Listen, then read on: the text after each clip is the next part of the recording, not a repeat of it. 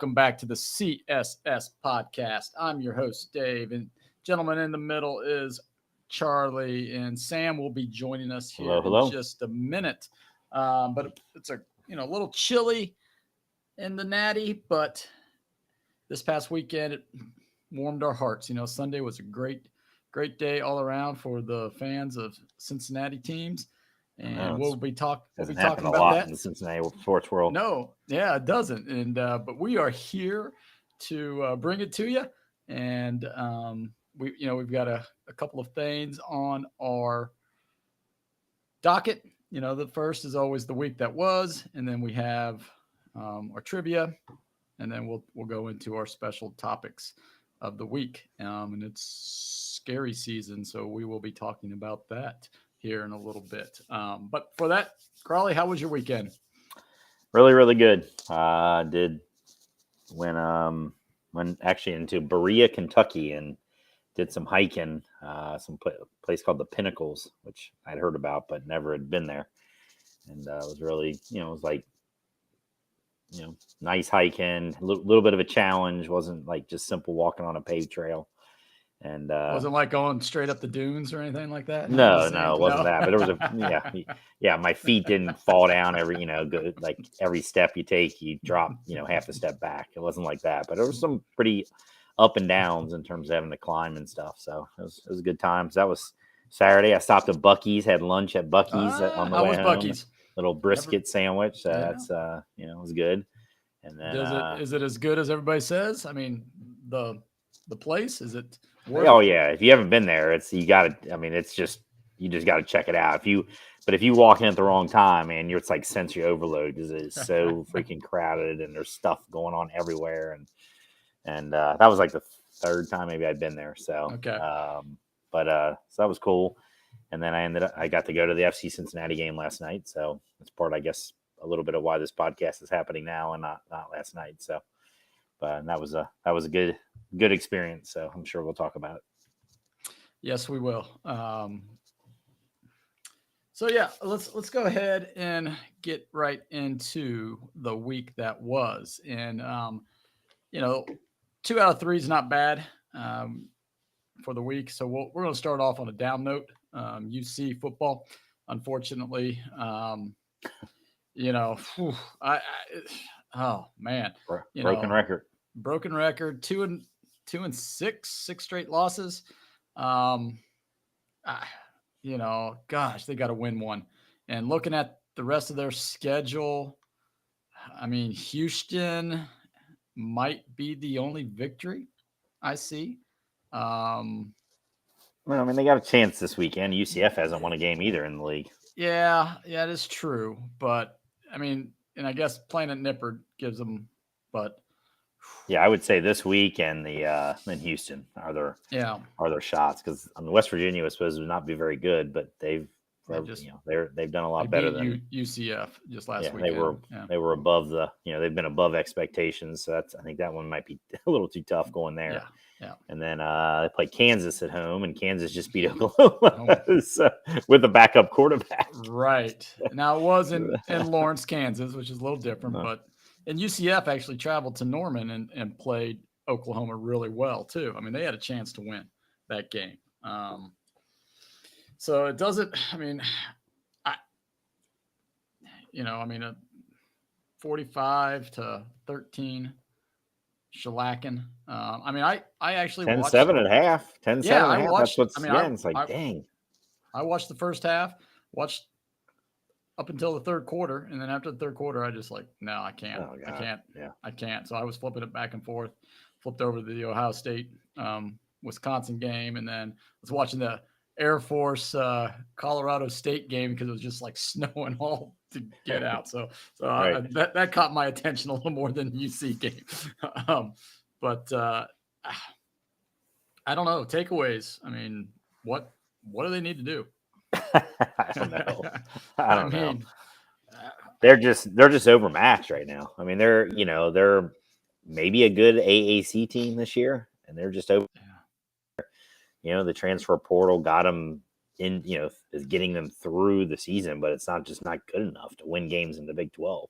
There's no I don't think it's coincidence that UCF, Houston, and UC have one Right. win in the conference amongst the three teams, and BYU has 2 wins. I mean, you're talking, all 4 of them are bottom half teams in the Right. conference. So, I don't think that's a coincidence. It's just trying to go from even a good mid-major conference, which the American is, to go up to the Big 12. I mean, even against these mediocre Big 12 teams, it's just the talent level. And that's why I'm giving. Again, yeah, could Satterfield and his crew be doing some things would I be doing some things different, or do I complain about stuff? Sure, but I'm not here to say fire Sat. I'm got to give him at least another year. You got to let him have a chance to get another round of freshmen in and new transfers and all that kind of stuff. I think it's too quick. It also is too quick because you don't want to get a reputation that you're that hey, you give the coach 1 year. 1 year, and it's not just a normal 1 year. It'd be different if it was Luke Fickell 6 years ago. You gave 1 year, who's Right. in the American crappy league, stable, still stable team though, and all that stuff. And then he comes in and would do something like this. You're dealing with a new league, a better, significantly better league. You're dealing with all the transfers out because it's not Satterfield's fault. It's Luke Fickell. I mean, anytime a coach leaves, they get a bunch of transfers. They go out. Several of them are at Wisconsin right now. But you're dealing with that issue, and and it wasn't like Satterfield was hired the day after Fickell left. So, he really didn't get started about January. So, yeah, I'm giving him an out this year, not completely, but still, at least another year to see how things play out and look for improvement for next year. He's had, at least the analysts say that his recruiting class for next year is pretty good. I mean, it's one of the better ones in the Big 12 right now. I think it was like rated fourth or something in the Big 12. So we'll see, if we have another awful year next year, then we're going to have at least, we could be talking a little bit more. So, at least the one thing he's not, after a game, he's not saying, we're going to go get new linemen, it's like these boys can't play. We're going to go get new linemen. I heard that. And then I've been listening. Prime, who brought those linemen in? Right, 4 of them he brought in. Yeah. You can't even get rid of those guys. Right. It's like, you better be looking differently. Prime. Yeah, those guys can't even transfer out. Yeah, I know. So it's like, whoo. But I don't know. I think the question, obviously, I think the big question moving forward is how much more does Emory Jones play? That's what I was just getting ready to ask you. It's like, do you think make it's the time? move to Brady Lichtenberg and give him a shot at? Because he's not the 4-star recruit. It's Brady Dragosh and then the freshman that they're bringing in for next year. So this is Brady Lichtenberg's chance. It's almost like give him the reins, give him a shot because this is it. Yeah. Unless he's a above average, then next year it's wide open, and Dragosh is the guy hopefully that wins the job next year. So I think the only reason you wouldn't, and again, this is just I could see being a coach of a team you don't ever want to give up. The only reason I could see is you still consider Emory Jones to give you the best chance to win in the moment. So you let him at least start this upcoming game because in theory, if they won the next 4 games, they would be in a bowl game, and then see how the first half goes, first 3 quarters, and then make the change if need to during the game, and that's the end of it. Well, if they lose, then that's the end of it too. So. I think.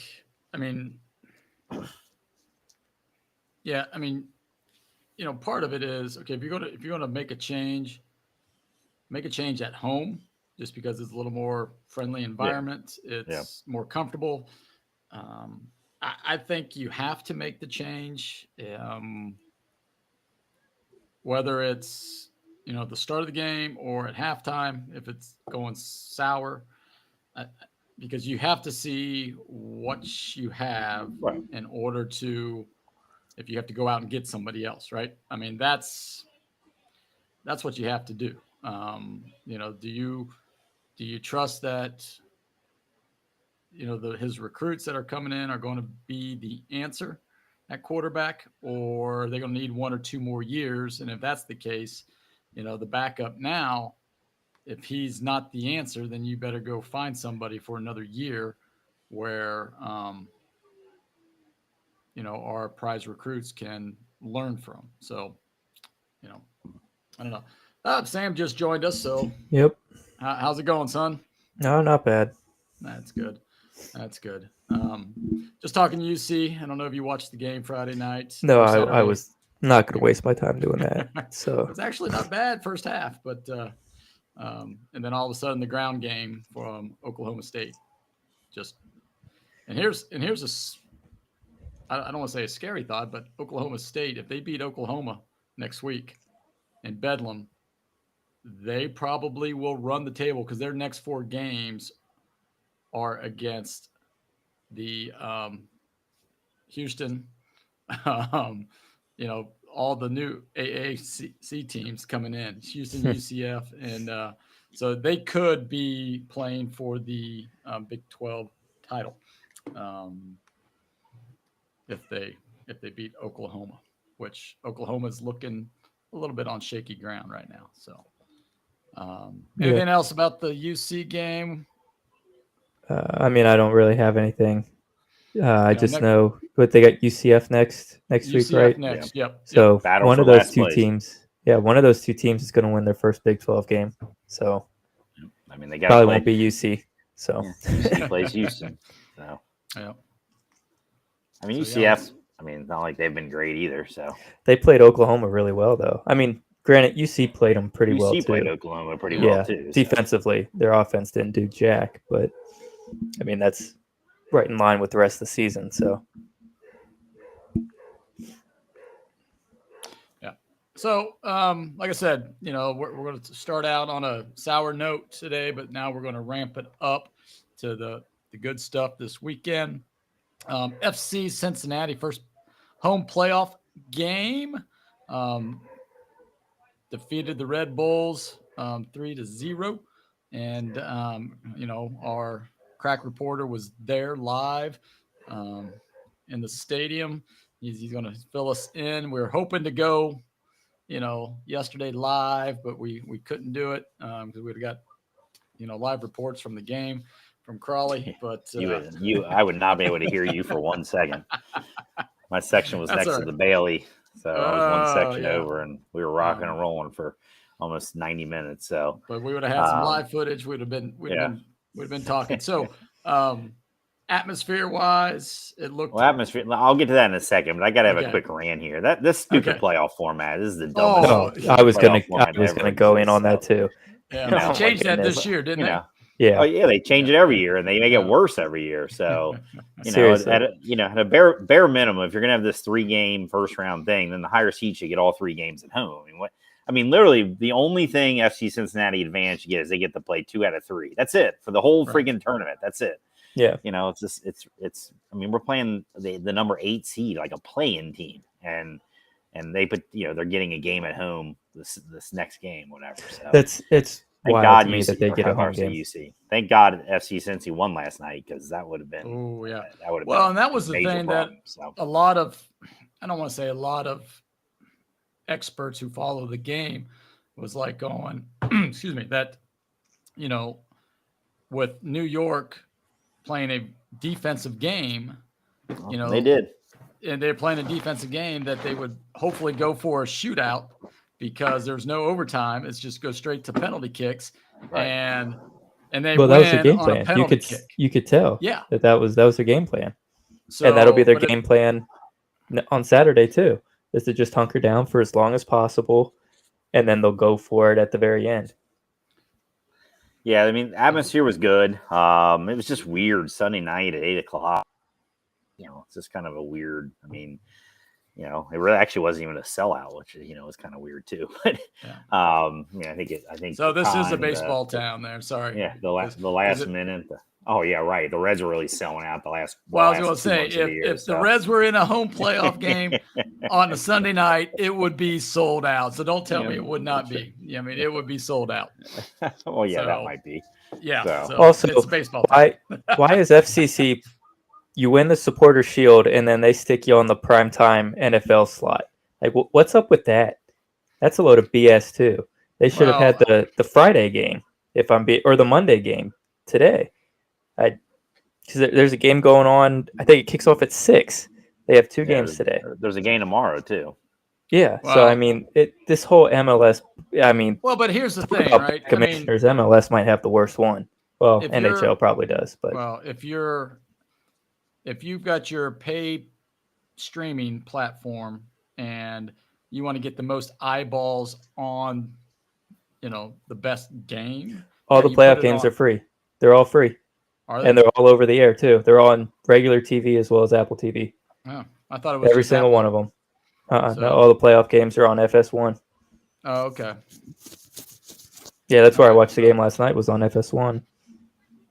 All right. Well, I think Yeah, the so it Inquirer was had it. I'll get back into the game. Yeah. Like it was I mean FC I think had ended up with 56% of possession. They had 70% in the first half. I mean, they just passed the ball around a little bit, almost too much. It was like they were a little too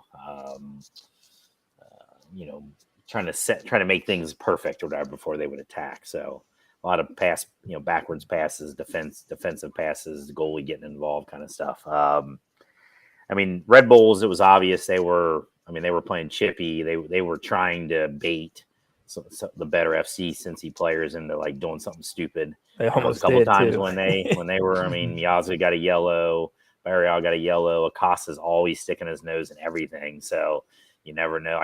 Once they went up 2-0, when it hit like 80 minutes, I was like, sub all them guys off. Like, Yeah, get them off the seriously. field because they're really going to be trying to bait these guys and do something stupid. So thankfully that didn't happen. Like thankfully they no more yellows than that. They scored the clinching the third goal with only a few minutes left in the game.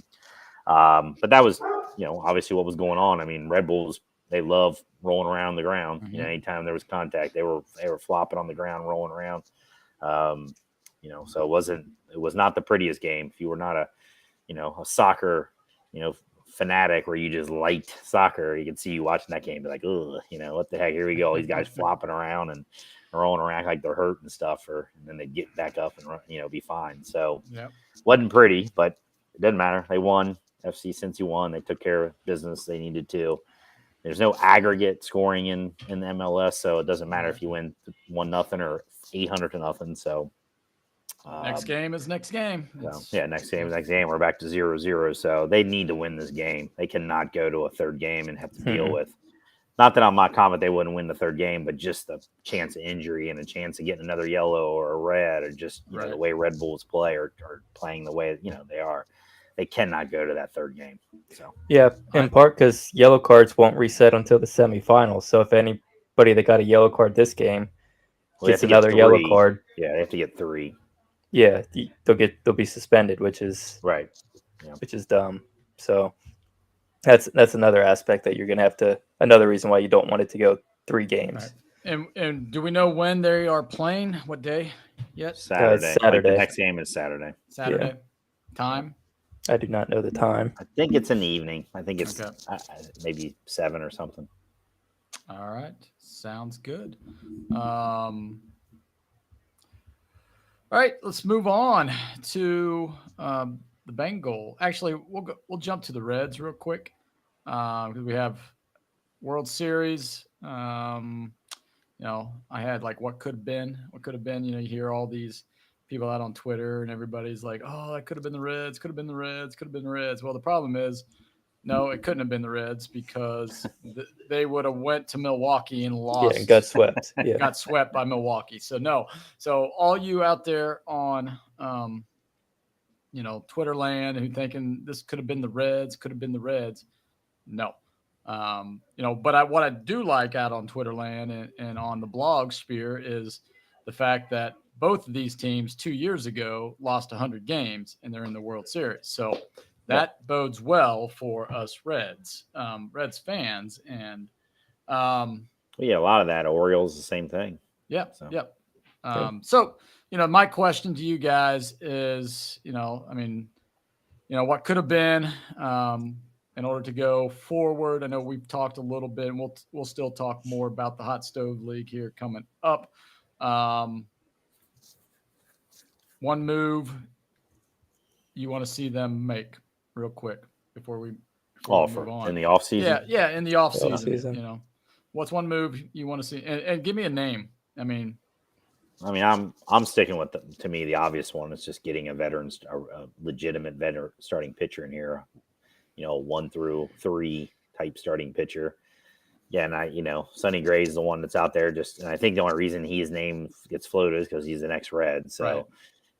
If Blake Snell was an ex-Red, we would all be saying, "Well, Blake Snell will want to come back here." We don't know if Sonny Gray may hate it here. I don't know.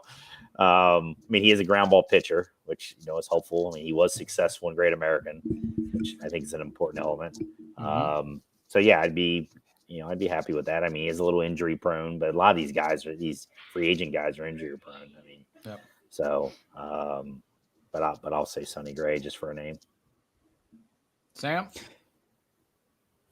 Yeah, I think I'd still like to see a pitcher. One name that I saw floating around was Zach Wheeler, but I'm not sure if he's a free agent this year or next year though. So I'm trying to look. I don't think he is because Aaron Nola is a free agent this year. Yeah. Right, that's what I was thinking. I wouldn't think both are number 1 Nola. and 2 are free agent. Well, we could have had Zach Wheeler at the trade deadline if his physical didn't fail him, back. That was a while. That was like 3-4 years ago. Yeah, he's a Phillies, wasn't it? Yeah. Yeah. He went to the Phillies. Well, and that was their reasoning was we had interest in him previously. But yeah, he's not a free agent this year. It's Nola is their free agent. So and I'm not opposed to trading, doing it in a trade versus free agency.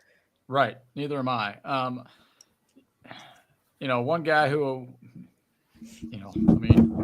love to have here, we're talking, realistic, right-handed outfielder, bat, somebody like, I've heard a couple of names like Solar, and is it, can't remember the other guy's name, but somebody like that who can give you some pop in the outfield, platoon.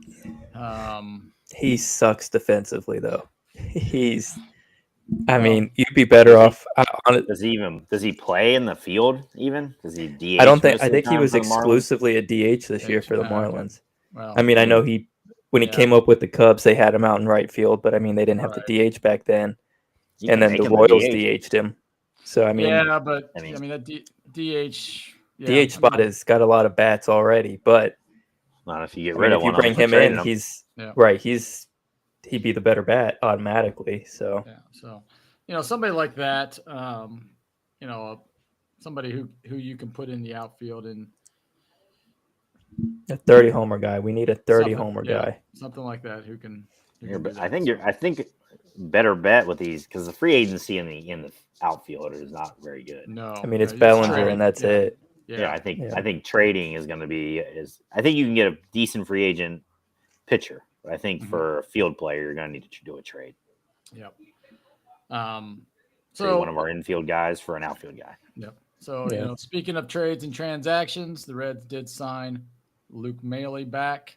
Got a big bump in salary. He's making like 1.25. Now he's making 3.25, something like that. So big bump for him. Congrats, Luke.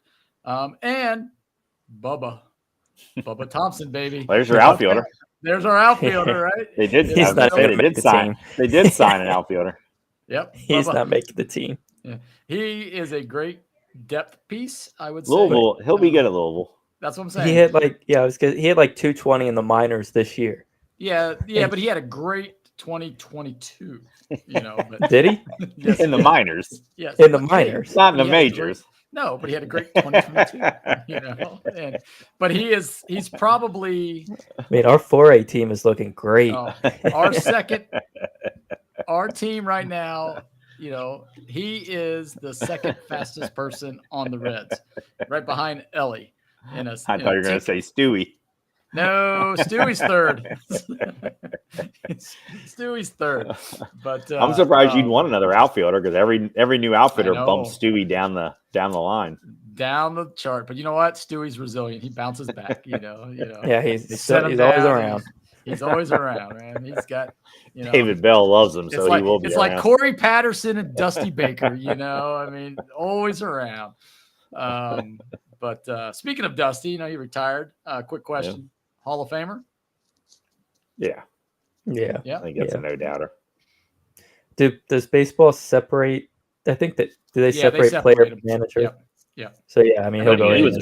manager. he wasn't. I mean, he was a really good player too. He But maybe he- wasn't a Hall of Famer, No, but he wasn't a when Hall you- of Famer. But when you add that to his managing, I mean, that makes He did no great. doubt. Yeah, I just didn't know if they would like take that into account. No, Like, no, hey, this is baseball just- lifetime They did achievement, that. Hall of Famer. He was on the ballot when Okay. he retired from baseball as a player. But you know, I mean, I mean, as a remember, manager, yeah, he's like, he's number 7th all time. yeah, I was gonna say he's top 10. Yeah, right behind Sparky at 6. I mean, they both managed 26 years, and they're, you know, they are pretty much identical in their except for World Series wins. Except for World Series wins 3-1, right? And getting to the World Series as well. I mean, Baker did get to the World Series a couple times, but yeah, I mean, that's the knock on Dusty, right? I mean, he couldn't win the big game. There's a lot of people that were saying, man, I wish Baker was still back here in Cincinnati. And he won 98 games and then 90 games, and then they let him go after that. And, everybody's like, man, I would take him now. Great. Now with these young pitchers, I wouldn't. Well, see, that's the thing. Baker never went to a team that was young. No. I mean, he's a player's manager, but he's a veterans manager. So, just look at how all those Cubs young pitchers turned out with them. I would have, I've been on record. You could go back and check the tape. I wanted Terry Francona. Francona was doing MLB. He's available. MLB. He is available. He was doing MLB on ESPN, and I said, fire Baker now. And this was the year before the 90 wins and losing in the playoffs to Pittsburgh. I was like, fire him now. Eat that 1 year on his contract. Who cares? Go get Francona. Francona will come, and we will have we will win the World Series with this team. And, nobody heard me. So, Francona went to Cleveland, and, he did wonders with Cleveland. And, just like what could have been. Said we went and got Brian Price a year after that, and we're still trying to dig out of that hole. But, that is what it is. So, all right. Anything else on the Reds real quick, or let's move on? Alejo Lopez opted for free agency. So he'll be back, and yeah, right once he sees that he's not getting an offer. Vladimir Guerrero or Vladimir Gutierrez. Gutierrez. Gutierrez. That's actually surprised me because he hasn't pitched in 2 years. Well, but I think a year and a half, I guess. Can always come back. I mean, the Reds lead the majors in minor league contract deals with invitation to the major league spring training. Yes, that's right. So they'll have 4 guys there with the first name of Nick. So in that true. Camp, whatever. So Senzel, Martini. There was another one too. Solak. Solak will put him back. I'm not joking. I didn't make that up. I mean, I know that's a real thing. So. Okay.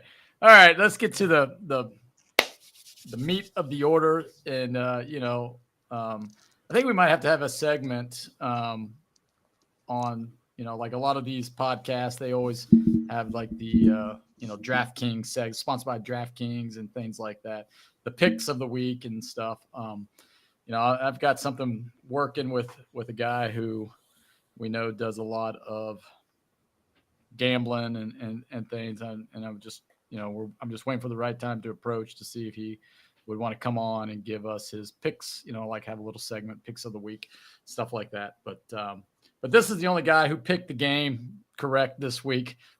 Besides those two, they stuck with their guns, saying they would lose to San Fran. And, in order for me to go 14-3, like I want the Bengals do, they have to win out. So kudos to the Bengals on that pick. So they I'm hesitant to say the word dominated, But offensively, they did dominate, I think, that vaunted San Francisco defense. Our defense came up big when we needed to come up big, and like they always do. But it's just like, I don't know about you guys, but in that fourth quarter when we were only up 7, or we're up 14 and they were marching down, and they kept hitting Kittle over the middle, Kittle over the middle, Kittle over the middle. I was yelling at my TV. I was like, come on. And then we get, sack. So takeaways from. Well, Kittle always has a big game against the Bengals. Tight ends have big games against the Bengals, period. Because the middle is always open, and I was about ready to, I even turned to my wife and I was like she doesn't follow the Bengals great. She was sitting on the couch and I'm like, Jermaine Pratt, when are you going to do something? Because I see him around all the piles and he's not doing anything. And then he comes up big with that interception, just like 2 plays later. And I was like, all right. About time you stepped up, Jermaine. Because good gosh, you were nowhere to be seen ahead of time. So thoughts on the Bengals performances? I will go out and say that they dominated. I know defensive numbers wise, in terms of yards, they're never going to look like they dominate. But that's kind of their defensive philosophy, is that bend, don't break. You can kind of put up yards, but when you get into the red zone or the scoring area, at best, you're coming away with a field goal. And that's Lou's philosophy. And the Bengals perfected it yesterday. The 49ers, I think they outgained the Bengals in terms of total offense. Some of that came at the end there, those last 3 plays where they just threw screens and got 40 yards off of them. But yeah, that's Lou's philosophy, that kind of bend, don't break, and then come up with a big play, a big sack, big takeaway. We had 3 takeaways in the fourth quarter yesterday. So that was huge. And then offensively, that was the best that they'd looked all year. Yeah, and that's going to be the norm going forward, is to look like that. They got under center. Joe Mixon had a great game. His best game since 2021, and play action was working. Everything was clicking offensively. So I think that they definitely need to keep that up going forward and not stray away from getting under center. Yeah, I would echo all those same things. Just point, I'm gonna, bring up things that I have criticized in the past, and I'll say, I'll give credit when it's time to give credit. And the offensive line played really well yesterday. Frank Pollock, maybe he's figured something out and got this team, got these guys who are all being paid well, headed in the right direction, which helped obviously Mixon in the running game. They outrushed the 49ers, which, most people would not have put money on that at all. When you got the 49ers duo running backs. So that was really, really good to see. They didn't give up on the running game. Granted, they were, it was a close game the whole time, or they had the lead. So always makes it easier to run the ball a little bit more. Joe Burrow ran the ball. That was, he had a couple major runs. Yeah, Houdini. The escape, but even a couple, quarterback draws or whatever that, for first downs, and he was getting pumped up about that. The defense was outgained, or the Bengals were actually outgained for, I think, 460 to 400. I think I saw, which is what Sam said. The bend don't break, but when it comes time to crunch time, they seem to figure it out. With the Pratt interception, which was a really, really athletic play. If not bumped by Purdy, he might have gone. The distance on that. They had the Logan Wilson interception. You had the two long-term linebackers.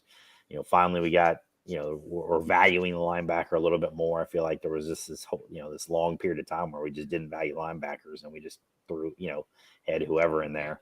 So what? We got You're these saying two guys. Vontez Burfict wasn't valued here? Come on, they paid him. They paid him. Unfortunately. So that was, that's good to see. The safeties didn't stand out in a negative way. young safeties and things. So that's good. Overall, I mean, you go to San Francisco and win the game. I mean, no one predicted that. I mean, before the season or even before yesterday, I'm sure there would have been a few so-called analysts, but I mean, that's as big a win as there has been this season in the NFL. If you look at all the games that, the more glamour games, in terms of a team going in, into the other team's place, it's supposed to be one of the, if not the best, or one of the best teams in the NFL, and could put it to them. So I equated this a little bit. I mean, granted, not the same scale, but the Bengals versus the Bills last year. I mean, I felt kind of the same way, where the Bengals just controlled that game from the beginning and kind of imposed their will. And Burrow played. I mean, I can't say he can't play better. He can always play better, but I mean, he played as damn well as a quarterback could play. Right. Yeah. So 134 rating. Between the runs and some of those passes that he put in the corners and stuff. And, the end zone. The first touchdown pass was great. And then the touchdown pass to Yoshi.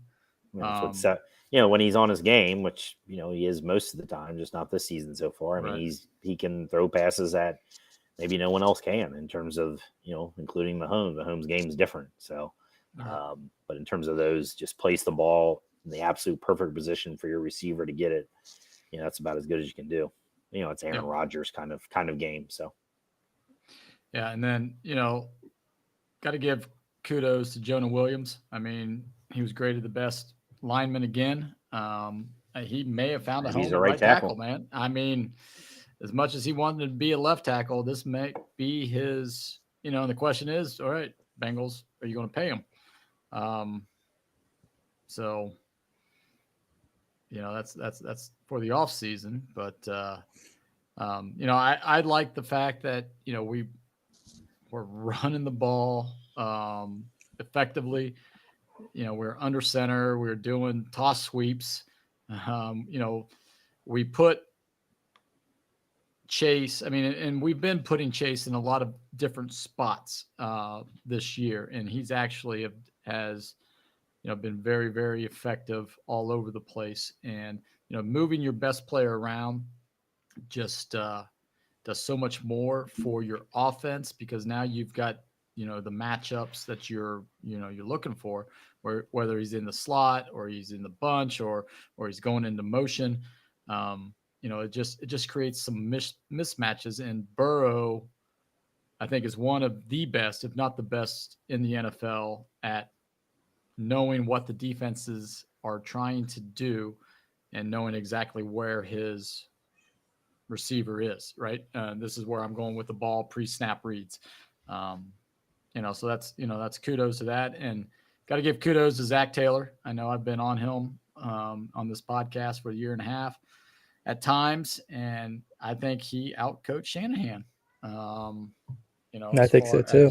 As far as offensively, calling the plays, and our defense played a lot better than San Francisco's defense, and and I think a lot of it is, they're saying Purdy's turning the ball over a lot. Yeah, he is. He, when you're playing from behind, you got to sometimes force some things, and he was forcing some throws today, or yesterday, and I think the San Francisco front seven is very good, but their back four is not. I mean, Ward is good, but other than that, they can be got in the secondary. And Burrow had time, and I'm sorry, if you have time, we're good. We're going to be really good moving forward, as long as we can find a tight end, right, Crawley? So. That text seriously when he fumbled, Irv Cross. I mean, I yelled at the TV. It's like, he needs to be cut tomorrow, and then all of a sudden I get a text, Crawley, he's got to be cut. If you're a player on the team, like I take Drew Sample for example. Drew Sample's a nothing. Like, he doesn't hurt the team. He doesn't really do anything to help the team. Okay, we can live with some just zeros. But now Irv Smith is a negative. He's a minus. Yeah. Once you're a minus, you got to go. You got to put somebody else in there. And so that's what I'm saying. Okay, you can live with zeros. You can't live with negatives. On a Super Bowl winning team. That's the thing. This is a Super Bowl team. This is not, we're not trying to just win the division here. And Irv Smith, who runs like a guy is like a 600-pound person, is on his back as he's trying to run around the field.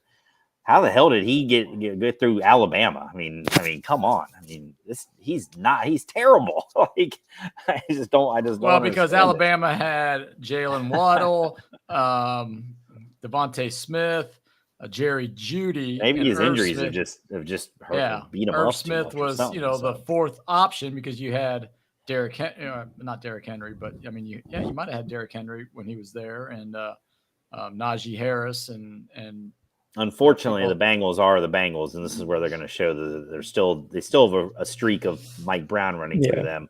Yeah, we're not trading for anybody. They've changed a little bit, right? Yeah, they've changed. I'll tell you right now, they're not trading. Not trade-wise. Anybody. No, and I will tell you this: they are not trading for Hayden Hurst. All you people out there, if they wanted Hayden Hurst, they would have paid Hayden Hurst. Simple as that. Right? But they're not going to give up draft capital to then pay him. Not at all. No way in hell. Yeah. No. So, I mean, they're not. I mean, people are saying that because it would make sense for him to come back because he knows the offense. You don't have to. Right. He doesn't. He's going to start. He's going to hit the ground. They're not giving up. So. I mean, they're not even giving up a 6th-round pick where they would draft another punter. Can Tyler Eifert still walk? Can he walk? Can he run at all? What's he doing these days? Probably not. I don't know. Him and Tony Piker on the sidelines giving shooting games. But, there are tight ends. There has to be tight ends out there that they could trade for. Well, Gesicki from Phil Farr's New England. Is it Gesicki? Yeah, but he got paid this offseason. He got a pretty decent deal, I thought. You can call up Belichick because Belichick, he's not a very. I mean, for as great a coach as he is, his that's true. He sucks on the front office. He does. So call him up and say, we'll give you a 7th-round pick, and see if he takes it. If he says no, say okay, click, and move on. I would say I'd go to a 6th-round pick. So but maybe a 6th round, and if he says nope, I want a 3rd. Nope, sorry. Remember, it was last week or 2 weeks ago when we did our round by round, looking at Ian's 6th round, 6th and 7th round pick has not been a glorious place of Bengals Hall of Famers running through there. Ken Riley, 6th round, baby. What year was that? Doesn't matter, but yes, it does matter. that was like 50 years ago. It was the 6th round. If that's who we're relying on, then I'm happy you're saying that because that makes my case even more. So but you're saying Hall of Famers, we've only had 2. Right, so Ken Riley and even good players, even players that can contribute. Just don't mess up the 2nd round. Don't trade your 2nd-round pick because wasn't Hushmanzada a 6th rounder? He was a 7th. He was 7th. Oh wow. Yeah. So Well, but again, I see the Seahawks traded today. The Eagles have traded for someone. The Chiefs have traded for someone. I mean, these are your Super Bowl Eagles have traded teams. the Eagles have traded every year to make their team better. And they don't care about future, right? I mean, they don't because it's because they're thinking of I'm winning now. I'm winning. I'm going for the Super Bowl. It's Super Bowl or bust. And I can get behind that. I mean, who's made the Super Bowl the last? I mean, other than the Bengals, you had the Rams who traded for they were trading everybody on their roster. That's why they're no good anymore. But see, and that's the way off. But I'm okay with that. Well, with a quarterback like Burrow, I mean, you're not going to drop the Chiefs that got outside of Kelsey. The Chiefs have no weapons, and I mean, their offense hadn't looked great, but they're still winning ball games because Mahomes can pull stuff out of his ass. Wow. They did not beat your Denver team, Sam. No, they didn't, but they're still like 6-2 or something like that. 6-2, yeah. I'll take 6-2. We should be. Yeah, but we're not. Yeah, I know, but it is what. And so we're going to be stuck with Irv Smith for the rest of the year, and that's a negative. Maybe we can turn it into a positive. If he has 2 negatives, it equals a positive, right? If we're going by math, But I don't know about this new math. This new math might be 2 negatives negative. So I wouldn't trust him to. If I'm Burrow, I'm not throwing him the ball. Well, but here's the thing. After his fumble there, we're like, cost them at least 3 guaranteed.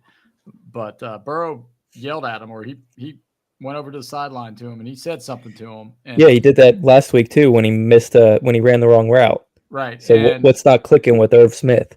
Well, route He's not any fumble is good. 2 different things. Yeah, and he Simple. they threw it. They came back out and they did throw it to him one other time, and he did catch it, and he didn't fumble in the second half. So, but yes, I agree. I mean, that's an upgrade that we need to do, and I think either another interior lineman that can, get upfield. Like a D lineman. Sort of like what the Seahawks did today, right? I mean, they went out and traded a second and a fifth, or second and a sixth for. Yeah, they're not screwing around. And I'm sorry. And the Bengals are better than the Seahawks. And your quarterback is Geno Smith, and you're trying to go all in right now because they saw, hey, the division is ours to get, right? And we might get a first round game. Well, they're in first, aren't they? They are in first, right? Yeah. They are in first, but I don't know if they make that trade if San Fran wins yesterday. I don't know if they do. Well, you got a little bit of Pete Carroll. I mean, he's in the last legs of his coaching, so he's going to want to go all in. He's freaking coaching forever, man. He's Pete Carroll. No. He's going all in now. Let's do it. Yeah. So. Yep. But he's not in charge of that, right? He doesn't. I don't think he has. He's not in charge. No, he's not the general manager, but he's still going to have a lot of say. Yeah, he is, but he's not like Belichick, who can. Part of why they got rid of Russell Wilson is, Carroll's and Pete Carroll and Russell Wilson weren't seeing eye to eye anymore. It was time to go with that. So. Yep. But so I don't know. My point is again, I've said this from whatever when we first started talking Bengals this year. Again, it's Super Bowl bust for me. So I make every move I make is based on, is it getting me closer to winning the Super Bowl this year? And sticking with Irv Smith, because I won't give up a 6th round draft pick for some dude who may play special teams, is not getting, 5 years from now, will not get me close to the Super Bowl. So that's my point.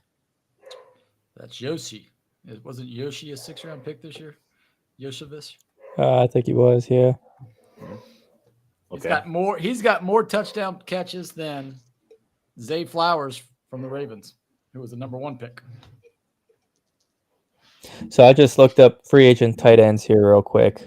It's Mercedes Lewis and Kyle Rudolph are the only 2 names I even recognize. Those 2 aren't even playing anymore. No, yeah. Right. Yeah. Yeah. So bring back. Hey, Zach Ertz is out there from Arizona. Semi-retired. Be a trade. No, he's playing for the Cardinals.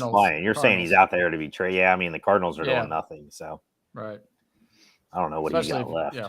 Well, he doesn't have a whole lot left, but at least he's probably better than Irv Cross. Irv Smith, sorry, Irv Cross. Yeah, I want them to get a guy who's going to be a legitimate player. Like, you got these guys, you get the receivers, and you got a tight end going down the seam, and I mean the Kittle and Kelsey kind of tight ends, man. I mean, well, they're going to surprise you. You heard it here first on the Cincy Sports Scene. They're going to surprise you. They're going to be with Ertz. Tell you that right now. I just looked at his contract. It's not going to be with Ertz. No. So unless Hayden Hurst, Arizona would eat, they would have to eat a lot of that. Yeah, you talking about Hurst? Yeah, you'd have to. No, Zach Ertz. Zach Ertz. Yeah. But some of those contracts, it's they're front loaded, and you can get at, they're what's the guarantee, and well, his total guarantee is 17.5, but 14.5 was guaranteed at signing, so he's probably already got that. Yeah, so he's got 3. Yeah, 3 left. So I guess even 3. So because it's halfway through, so you take out. So he's got 1.5 left. So Bengals can eat that. I mean, but here's the dream scenario, right? Bengals. They don't make a move at the deadline, but then they go all in at the draft, baby, and they move up and get Brock Bowers. There you go. There's our tight end, baby. He ain't helping us this year, though. I mean, he could. He'd be the best tight end on the Bengals if he if he had one leg. With one leg, he'd be the best. I mean, he'd run faster than Irv Smith with even in the condition he's in right now. Yep. So, Hell, try the long snapper. He's probably a tight end by trade. I mean, all the long snappers are tight ends. So no, we cannot risk an injury to our long snapper. We saw how that went. Okay, we cannot. Okay, make Irv Smith the long snapper and have this dude be the tight end. So and he's snapping it over. Just saying. Be even worse than Wilcox. Yeah. So Wilcox still around? He's still on the Bengals? I don't know. Trot him out there. Is he still in the tight end room? He might be. He might because he would have been playing. Yeah, that's true. Who's that third guy? Tanner guy, Tanner Hudson. Yeah, Tanner Hudson. Yeah, Hudson. So all right. Well, enough about the tight ends, because the Bengals don't. It's the only negative. Yeah, I mean, it's they don't value. I mean, but they don't value. I mean, because they could have had the kid from Notre Dame, right? I mean, but they went Miles Murphy. I didn't even see him play in San Francisco. Did you? He played yesterday. I saw him once. When Hendrickson went out, he played. Yeah. Okay. But the report he's down the depth chart. The report going in, Lou said he had a great week of practice. He could be seeing a lot more reps in the games. So I'm like, okay. And he's Yeah, but who are you going to play him over right now? Well, I'm just saying, Asai. I mean, but Asai is above him in the depth chart. Right, but that's what I'm saying. If he's having a great practice, give him more reps. That's who you do it, right? Well, it's a coach talking too. I mean, yes. What's the coach going to say? Like, man, that dude sucked at practice this week. Like, he's definitely not getting reps or whatever. So wait a minute. If I had this thing and press it, it's like, where are you going to go? It's like, oh no, linemen suck. We're getting new guys in the portal. Well, yeah. What's his prime? He says he actually says what he's thinking. The rest, most of these coaches don't. Right. So. But hey, my boy Zach Carter made a couple plays yesterday. He got in some assisted tackles. I mean, he was on the field. Yes, he was. I'll give you that.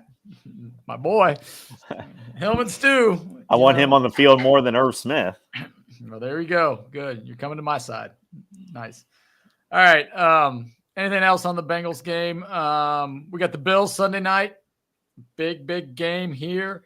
We need to. I mean, the NFC. I don't care about the NFC. We brush them aside. We're like, you guys aren't in our league. Well, shit, we don't even have any conference wins yet. I know, and that's the thing. It's we're like the NFC West champs. Yes, we are the champs of the NFC West. I wonder if that's ever. That'd be a weird stat. I wonder if that's ever happened before, where your first 4 wins in a season were against the NFC or against the other conference. They said something about that on the broadcast. I can't remember if it was the Bengals are the fastest or the first. No, it has to be. No, it was their first. What was it?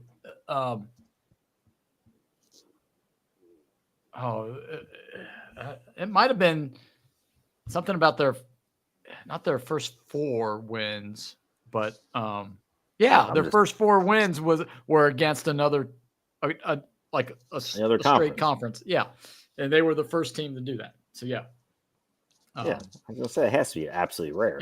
Yeah. So, but right now they lose every tiebreaker. I mean, we're still 10 games out, but we are 9th.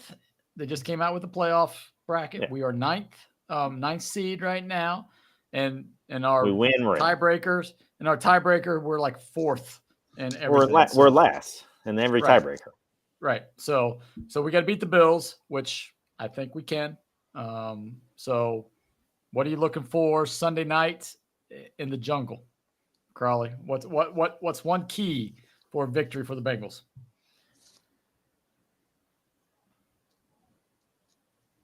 I think just the offensive line, Joe Burrow combination has to play even. They don't even have to play as well as they played against 49ers because that was an A+ game. They play A games, A- game.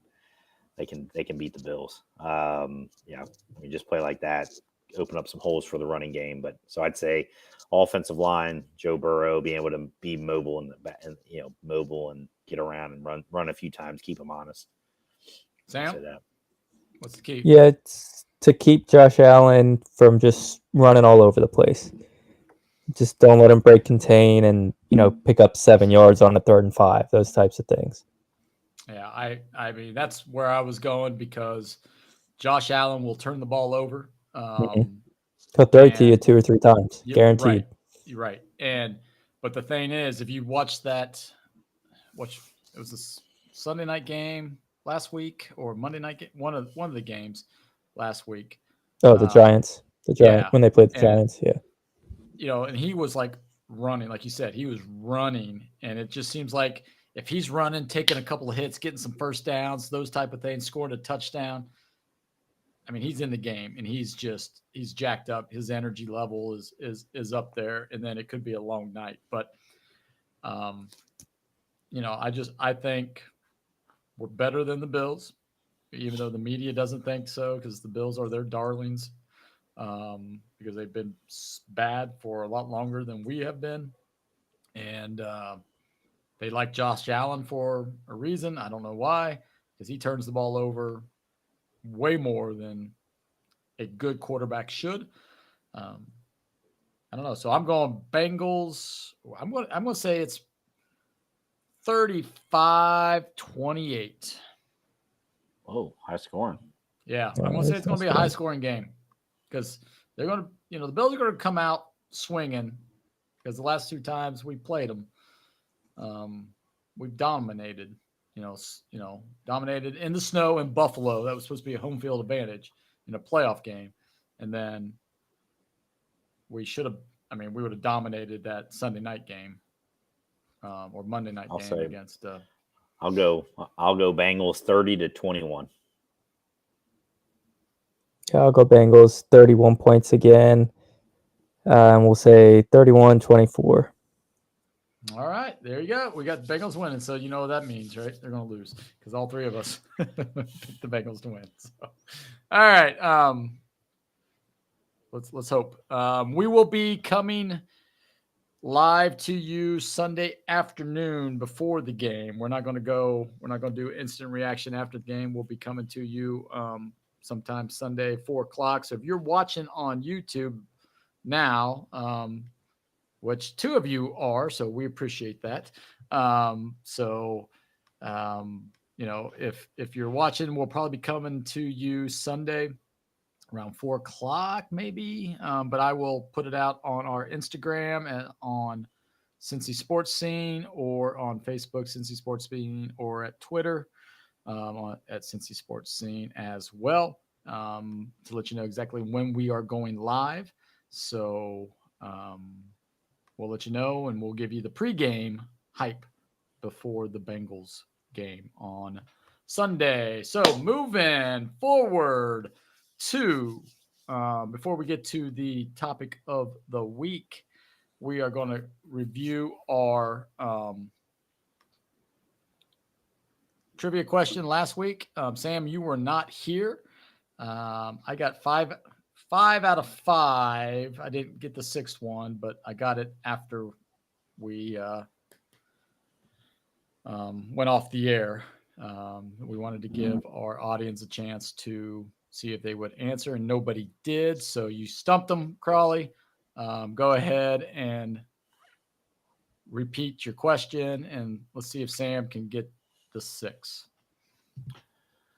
Name the 6 FBS teams, college football teams with plain primary helmets without a design, a logo, or numbers on them. Ooh. Penn State. That's 1. That's 1. Wow, that Notre Dame. There's 2. Yep. Wow. Do stickers count?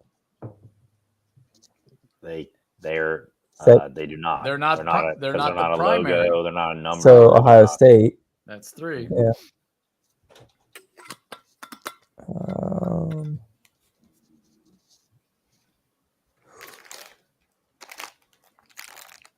Let's see, Bama has numbers. That's a tough one.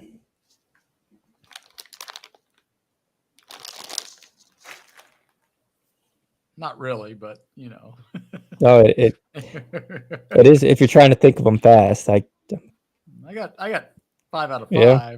quick. I didn't get the 6th one until afterwards. Crawley got 5 of the hardest ones. He one of the easier ones he didn't get. But I blanked on Ohio State because of the stickers. Thank the well, I won't give you. Yeah, real quick. Thank the armed forces. Oh, yeah. Army, Navy. Yeah. Yep. So that's And the other one's That's ACC. 5. Yep. That one's And ACC. this is the one that I had to get after we got off the air. So. And I for some reason thought of this one. So Syracuse? They have No. numbers. They have They an have the S. S. The S. They got the S. Yeah.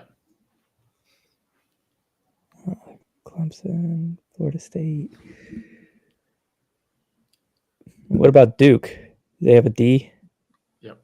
They do. that, or they have the little pitchfork. Blue or whatever, Devil. too. Yeah, Blue Devil. Northern ACC. Northern. Virginia? No, Northern. Nope. A lot farther. Northern ACC. Old Big East. Old Big East. Yeah. Boston College. There you go. Yes, good job. Yeah. Boston College. They just have the gold. Wow. I thought they had eagle on there. No. It's just gold, huh? What, reds with a red stripe? Yep. All right. So I've got the trivia question this week, and it's not something that you have to come up with 7 answers or 6 answers or 12 answers. It's just one. And we'll see if you guys can get this. World Series is happening. So it's a little baseball related trivia. Name the only player to win a batting title in 3 different decades. Ooh. Rod Carew. No.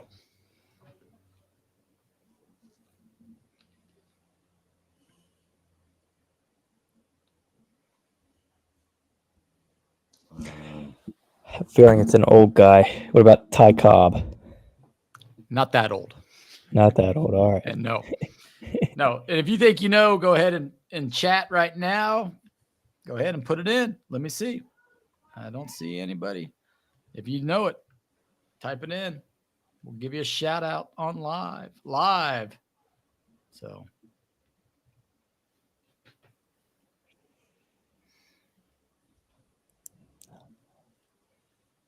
This was a good one. I mean, That is a good one. Yeah. we'll go another 30 seconds. See if you guys can come up with any names. 3 different decades. You want me to give you a clue? Which decades? Yeah. At least one of the decades. Well, 80s. is one of them. 80s. Yep. 80s is one of them. Don't know if it's the first, second, or third. 80s. Wade Boggs. He didn't play long enough. Not Wade Boggs. Yeah, he didn't play long enough anyway.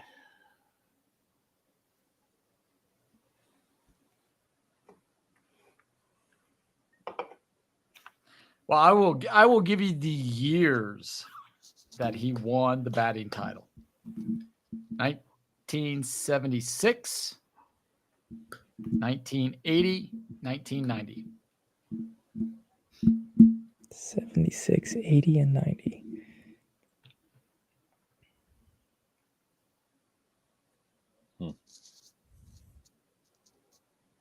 If you're a baseball fan, you should know this like that. Like that. Come on now. Guess I'm not a baseball fan. If you're born in the 80s, sorry. You should know this. When I think of 76, I just think of big red machine guys. So. Well, but don't worry about that. But who was the best hitter in 1980? That's what you got to think of. Oh, because I was thinking 76, Joe Morgan. Yeah, So. But who was the best hitter in 1980? 1980 best hitter? Mm-hmm. Mike Schmidt. Batting average. Oh, I know, but he's probably the best hitter in 1980. Well, no, he batted. I don't think his career batting average is like 270 something. I'd still take him over whoever Well, you're going to yes, name. yeah, I would take Schmidt. Maybe not over this guy, but yes, I probably would. But it'd be close. It'd be close. So there's another clue. Yeah, I'm blanking. I've got no Reggie idea. Jackson. No, not Reggie Jackson. No. Yeah, best hitter doesn't help me because I'm thinking of the best hitters, and that's Reggie Jackson, Mike Schmidt kind of guys. So, Well, you're thinking of home runs. I'm thinking of overall best hitters.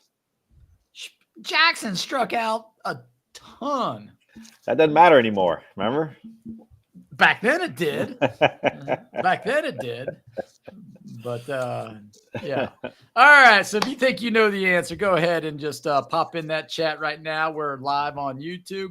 Put in your answer. If not, give us a shout out on Instagram or Twitter or Facebook at Cincy Sports Scene, and go ahead and put it in the comments.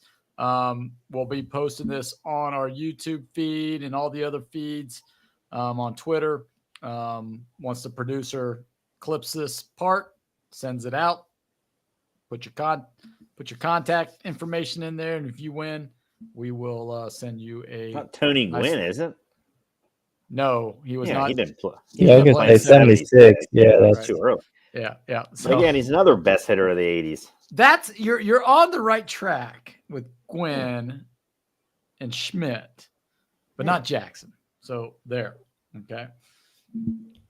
You got to think of 1980. What happened in 1980 that was? But Phillies win the World Series in '80, like the Pete Rose Phillies, or the '83.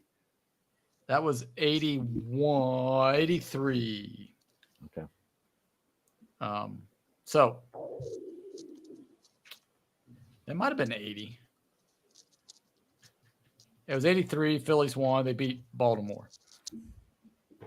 Yeah. 80 was this team was in the World Series that he played for too. So that's another. Oh, okay. So I can think of that. Okay, I'll keep thinking of that one. So. Yeah. All right. So there you go. I gave you enough clues. If I give you one more clue, you'd get it right away. But I won't say that until we're off the air. So we're going to move on to the topic of the week.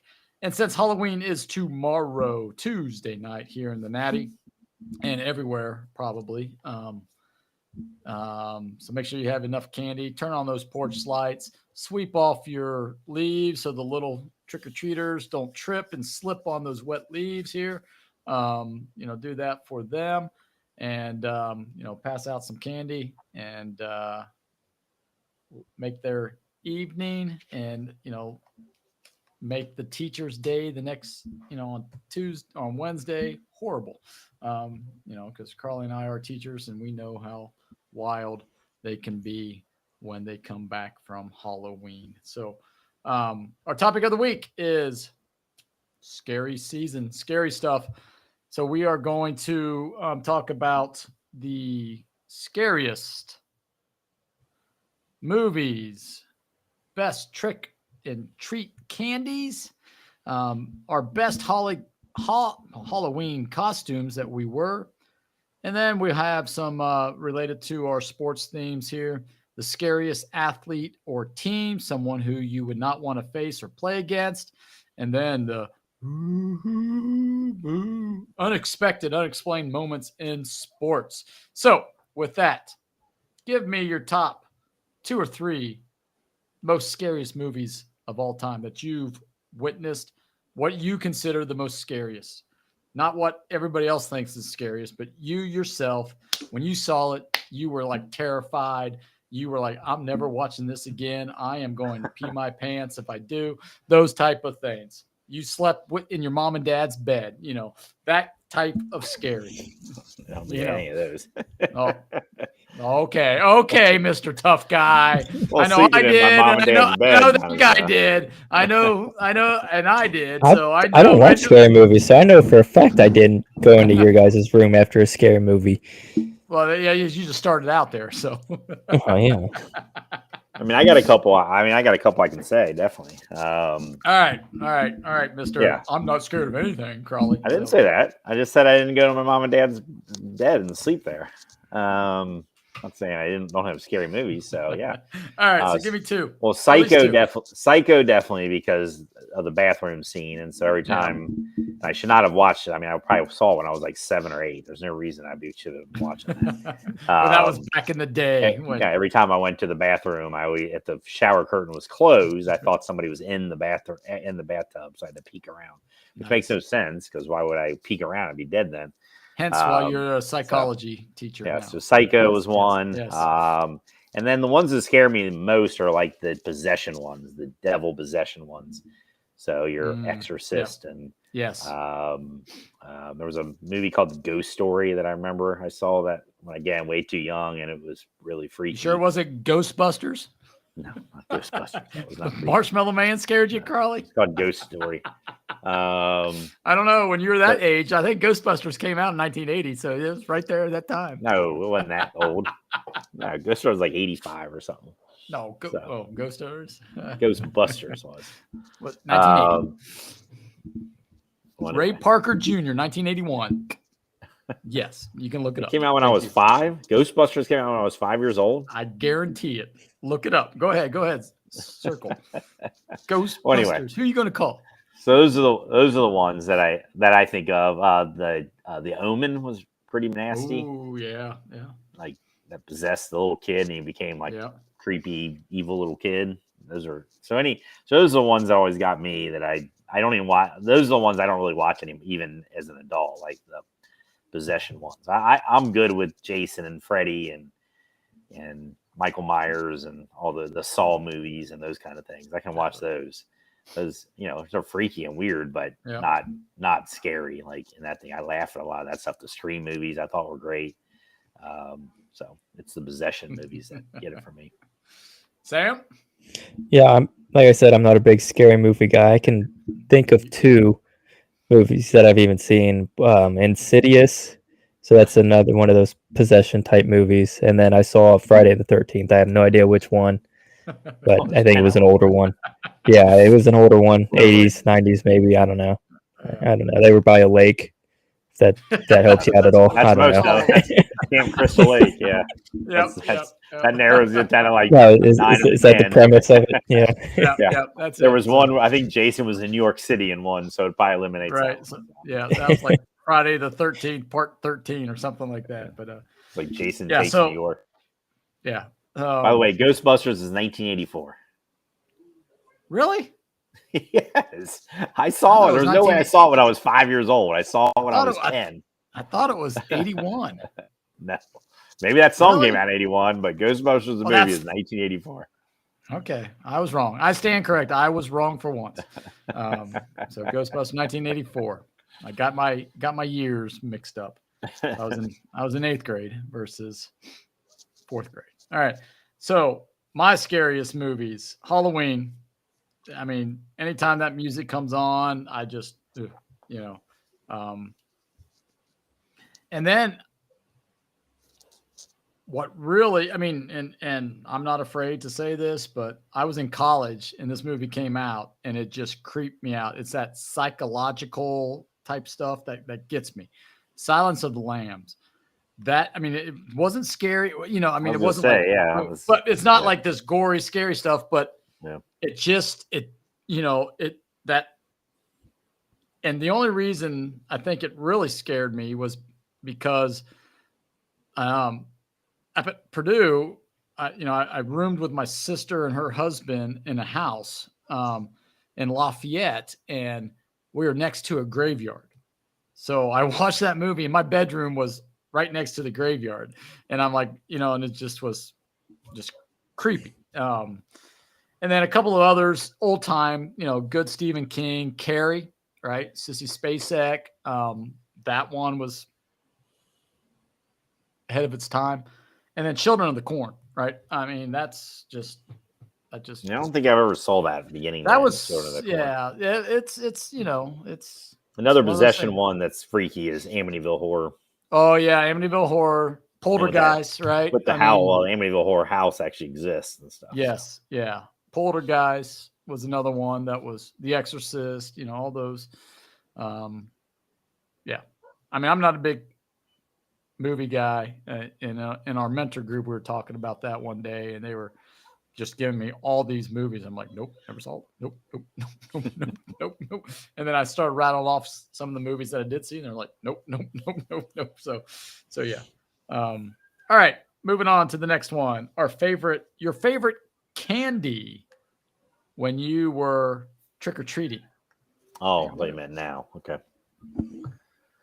Yeah, your favorite. Yeah, we could do both, right? Your favorite candy when you're trick or treating. The easy answer was any place that gave out the regular size candy. Yeah, the full size. Number one. It didn't matter where it was. Bars, right. You went there, man. There was a line of people. It was just a line. So Right. it was like going to Chick-fil-A drive-thru. Yeah. You knew there was going to be a line standing there waiting for your turn. So Sam, you know where Oma and Opa live, right?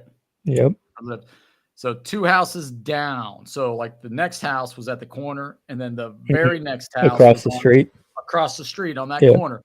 The guy would always give out quarters, and back then, quarters, you could buy a lot of stuff with quarters when you're a kid, man.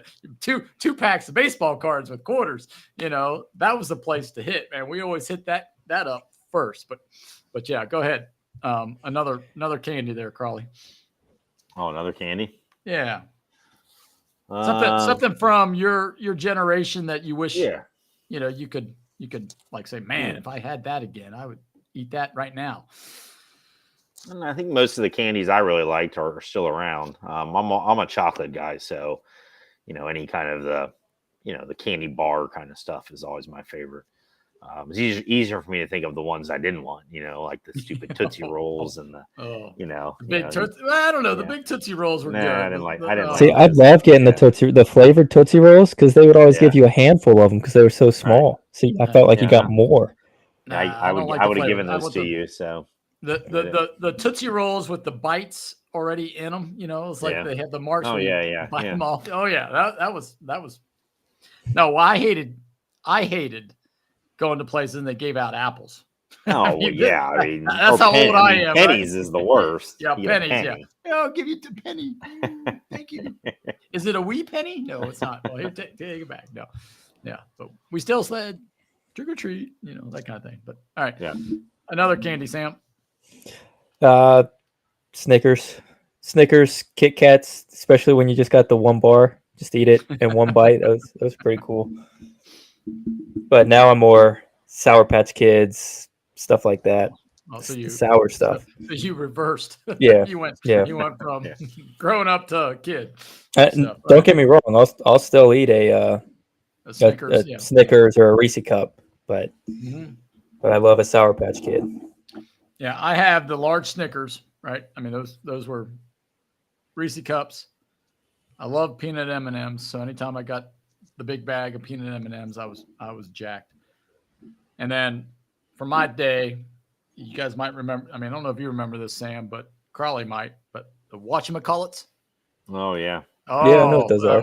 Oh, those were good. It was like a Rice Krispie treat covered in chocolate, but shrunk down and not marshmallowy. I mean, it was I remember whatchamacallits. Those were good. You forgot its name, but yeah.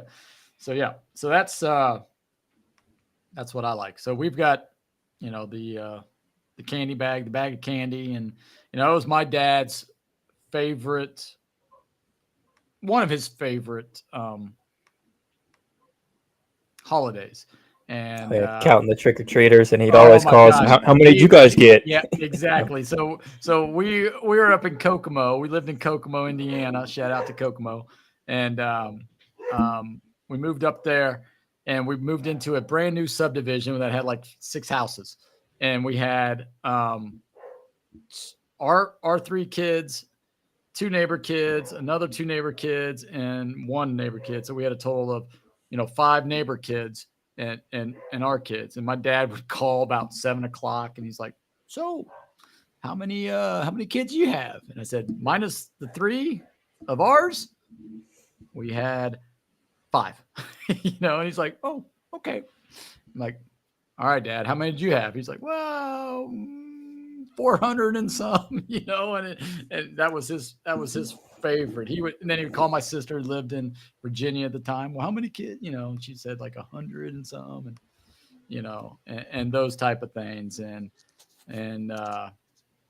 it was fun. It's fun doing that. Now in our neighborhood here, we still don't get a whole lot of kids, but this year I'm expecting probably about half the bag to be gone, just because our neighbors are a lot younger and they have kids now. So we should have at least 6 or 10 that come through, minus the nieces and nephews' kids. So yeah. All right. So the next question is your favorite costume when you were a kid. What was your favorite costume? I had probably my favorite. I think it was second grade. I had it was Frankenstein, and my dad took a gallon milk jug and cut the drinking part off, whatever, and formed that into my head. So I had a nice squared head, and then painted it and stuff. And then, I painted my face all green and wore like shoulder pads. So my shoulders, I was pretty decked out in it. The only bad part I remember is they went cheap on the bolts. So I just had these stick-on bolts, and they kept falling off all the time, and I kept getting so mad about it. So I had to keep sticking them back on. So can't go cheap on the bolts. You going to come like that tomorrow for the Halloween parade there, Carly? Yeah. During mentor group, walk down as Frankenstein. Maybe. Did you walk like Frankenstein, or did you just like run to the next spot? Well, during trick or treat, I was running for sure. Yeah, of course. So that one stands out to me. I just remember the milk gallon, because kids are like, well, how'd you make that? How's your head like that? And I was like, it's my milk jug or whatever. So. Yeah, milk jug. Oh, and they call you Jughead, from Archie's. Maybe anything like that. Oh. Maybe. At least your picture wasn't on the side of the milk container. That's true. All right, Sam. What was your favorite? I was always some sort of sports player, it seemed like. I think my favorite's probably the Ocho Cinco one that I did. I had the Bengals get up and just taped Ocho Cinco across the nameplate over Johnson.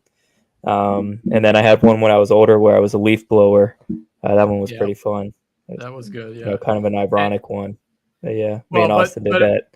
But it wasn't a leaf blower. It was right. That's why I said it was an ironic one. Yeah, it was a hat. We taped leaves to it, and people were like, "Oh, what are you supposed to be?" And we blow on the leaves and be like, "We're leaf blowers." So yes, and that was when you were in high school, right? Yep. Probably too old to be trick or treating, but we thought of the idea, and so we just went. Yep. You were Minnie Mouse one time too, right? I was Minnie Mouse, Tigger a couple of times. Yep. Well, Tigger, when you were little. I wore that again when I was a freshman. I wore the Tigger outfit. I found it and I wore it. Yeah, but you wore just the hat and the gloves. But no, I put the whole suit on. Came up to my knees, but I put the whole suit on. All right. Well, mine was I was in 3rd or 4th grade, and it was the Tony Dorsett. I was a big Cowboys fan, so and Tony Dorsett, big running back fan overall, and I still am a big running back fan. So anytime a running back is doing well, I like running backs. And Tony Dorsett, I had the Dallas Cowboy helmet, Dallas Cowboy, 33 Dorsett jerseys, and and went out. I was Tony Dorsett, so that's who I was. That was probably my favorite. Now, my sister and her friends had probably one of the best costumes ever. They went as a 6-pack of Miller Lite, and they did. They drew up the Miller Lite thing and had the everything on it, and they taped themselves together, and they walked. She was in high school, obviously, when she did that, but I thought that was pretty good. All right. So now we're looking at the scariest team or athlete, someone you would not want to face or play. So let's go with Sam, since he's the youngest. Give me just in any sport, just one. Any sport, anything. If you had to face team, you're like, I don't want to face them. Until about 2 years ago, my answer would be the Steelers. Just I don't ever want to play them, especially if there's any sort of importance to the game. The Bengals are losing that game, no matter what. It doesn't matter. Now, singular, I'd probably just say Patrick Mahomes. Even though we've had good success against him, I still don't want to. I still don't want to see him. Yeah, I mean, yeah, okay. Anybody that would just like frighten you, like, no, I'm going to sit down on the bench. I'm not getting in. I'm not going in. Or anything like that. You mean like yeah, as a player, like playing in high school? As a player or just anything, just like, no, I'm good. Nope, I'm good. Anybody that just frightened you. I didn't really play against anybody like that. I mean, we played against Benintendi, but I was never a pitcher, so it didn't really have the same effect. I mean, I faced Eric Swanson, so I mean, he was pumping 90 miles an hour. So I guess that would just kind of be the default answer. Yeah. So, Crawley, what about you? Yeah, I mean, the guys I think of are running backs. For me to come up and try to tackle some of these running backs would not be fun at all. So you go anywhere from a Earl Campbell to a Christian Okoye. I mean, his name is Nigerian Nightmare. That's a perfect scary player. I mean, like awesome nickname. And I don't remember if I brought that up on the nickname list, but I should have. No, we didn't. We did that. So any of those kind of guys who, I'm sure Jim Brown was like that in his day. Like guys just shrunk when they came up to, tackle them. You just didn't want, you just didn't want to do it. Eddie George, guys like that and stuff. So, I mean, we really only have, what's his name? I'm drawing a blank here. Why am I drawing it? Currently, the Titans guy. Derrick Henry. Derrick Henry. I mean, he's really the only one I think in the game today I would consider, in that vein.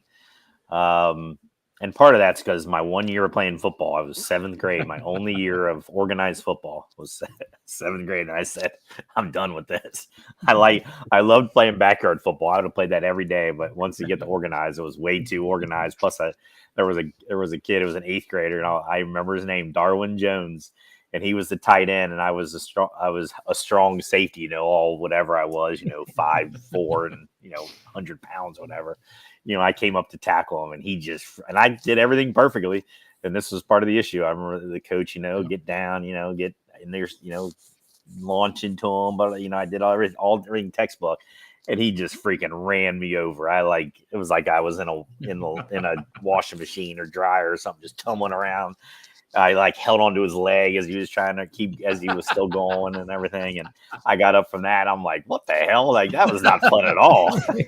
Why am I doing this? So I was like, let's go back to what I do know, which is soccer. I can do. I never got run over like that. At least you didn't. So. I mean, I'll give you kudos. At least you didn't, Olay and then just jump on his back. I tried to tackle him. I didn't back off. I mean, I did everything. I broke down. I grabbed onto him. He was holding onto his leg as he pulled me along. Yeah, but it was those backyard football. When we were younger, we had a kid who was just bigger. I mean, his thighs were like Earl Campbell thighs, right? And it was one of those things. He was running full speed. And you're like, I'm going to hop on your back, and I'm hoping for somebody else to come get you because this was without pads. You're not sticking. No, you're not sticking your nose in there when you're 8, 9 years old. But yeah, so those are the guys I think of. All right, so I had one that, I mean, team wise, I was like the '85 Bears, right? I'm like the Monsters. Monsters of the Midway. They brought that back. Those kind of things. The '70 Raiders, I would not want to face Jack those Tatum. Guys should have been in prison. Yeah, them and '70 Steelers, right? I mean, those two. I mean, that was just if you Google, YouTube it, '70, Raiders versus Steelers best hits. It's like criminal. Yeah. I mean, these guys today could not play back then in that era. Individually. Bob Gibson, I'd probably be afraid, especially if the guy before me hit a home run off him. I know what was coming, and I would be like, nah, I pulled a hammy, coach, put somebody else in, And then the number one person that no matter what, I don't know. I mean, I wouldn't say I wouldn't probably jump in the ring with this guy for any amount of money, but it would have to be a lot. Mike Tyson in his prime. There is just, I mean, when Michael Spinks was balling because he didn't want to face him and lasted 91 seconds and all these, I don't know if I would.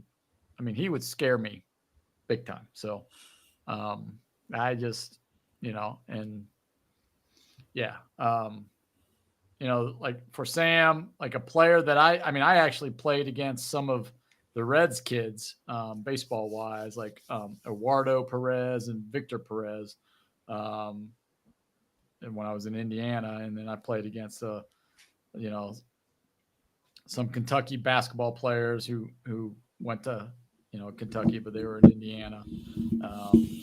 Some of those guys, I mean, they weren't scary; they were just real good. You just like, wow, I can't believe how good they are. No wonder they're going here and here and here. But yeah, and then anything as far as any unexpected, unexplained moments in sports that you're just like, how did that happen? It had to be some sort of extra, supernatural intervention or anything like that. I mean, I think we can.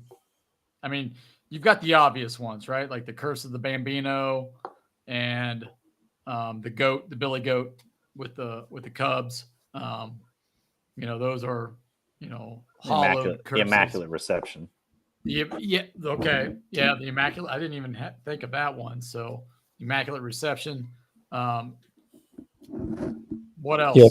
Patriots coming back 28-3 against the Falcons. Yeah.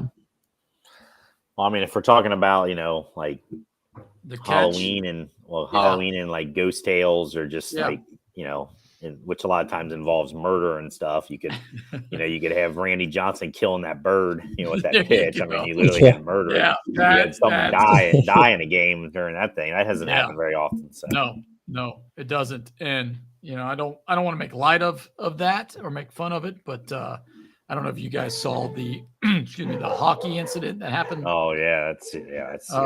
That's serious. And shout out to the family. We're praying for you. We're our thoughts are with you. I saw that and I'm like, that's horrible. So we're not making light of death, obviously, but some other things.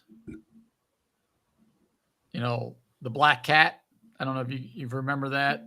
The black cat that ran out. It might have been the Cubs. It was like they were like winning in September. Like they were like 12 games, 10 games up or something like that. And then the black cat came running across and then they proceeded to lose the rest of they proceeded to lose the pennant. On that, they didn't even make the playoffs. It was before, I think it might have been 66, 67, somewhere around there, where they only had, 2 teams before the new playoff format. Stuff. I mean, if you're talking unexplained or just crazy, like how would this happen? Yeah. Probably the Stanford Cal football game. That was just. Like that was again, another one that just like that would never like you can't even imagine that would happen, could happen, whatever in a football game, how they finish that off. So, the Hail Mary, Doug Flutie. I mean, there's a lot of those though. There are. I had Bartman down, right, because the Cubs were up set to win that, and that all goes back into the GOAT and the curse and all that. Bartman, whether or not there's like 6 people reaching for the damn ball, but apparently he's the one who gets singled out the most. Because Olu was being a baby, that kind of thing. And then they go on because they still had an opportunity to close out the Marlins in game 6, and they don't do it. And then they lose in game 7. You blame that on Bartman? Yeah, Chicago did, because that's Chicago. They have to blame it on somebody. They just can't say that their team sucks. So, anything else? Any other unexpected moments? No, I don't have The anything. drive. Yeah. I mean, I don't know if that's unexpected, but Well, it was against Cleveland, so it wasn't well, unexpected. that's true. Well, yeah.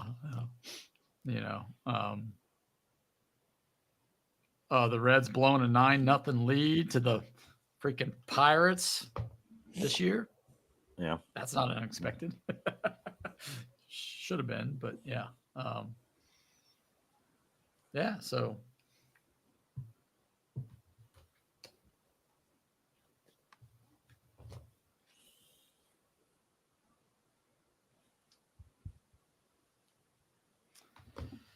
anything else for the good of the order? Nope, I don't got anything. How about Aristides Aquino being on the Reds as long as he was because of literally 3 weeks A of month, being good? yeah. Of being good. That's about as scary as you can get. Well, that's pretty. Well, it is. And Scary, he was the but, Punisher. Yes, but it was expected for the Reds. Though, True. Yes. So that is expectation. That so part's not, expected. But that still, is expected. in general yes. baseball, that's unexpected. Should not be right. So, should not be happening. But, no. So yeah. All right. With that, we're going to wrap it up. Next week, we're going to start talking a little UC and Xavier hoops. We're going to preview that because they open up the 5th, 6th of November, I believe. Both of those teams open up. So we'll have a preview. We might have a couple of guests coming on and talking UC hoops and Xavier hoops. We'll recap Bengals. We'll preview Bengals Bills because we're going to be on early. And, if anything happens between now and the World Series, I don't know when the World Series is supposed to be over. I'm not following it real closely, but, after the World Series, I think it's 1 or 2 days after the World Series, the Reds have to make a decision on Joey Votto and all that stuff for free agency. So we might have some hot stove league talk. I know we're definitely going to devote a segment to that the following week on the 12th, but, we'll see what's happening. But it's going to be focused on UC basketball and Xavier basketball next week. We'll recap the UCF, talk about FC Cincinnati, previewed Bengals Bills. So, gentlemen, got anything else to add for the good of the order? Nope.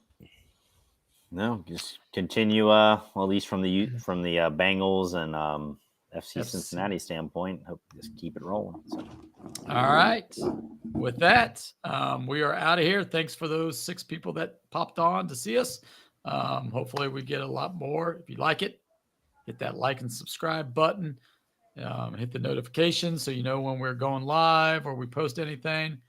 Till next week, have a safe Thanksgiving or Thanksgiving. What am I saying? Trick or treat, Halloween. Until next weekend, take care, everybody. See ya. Take care.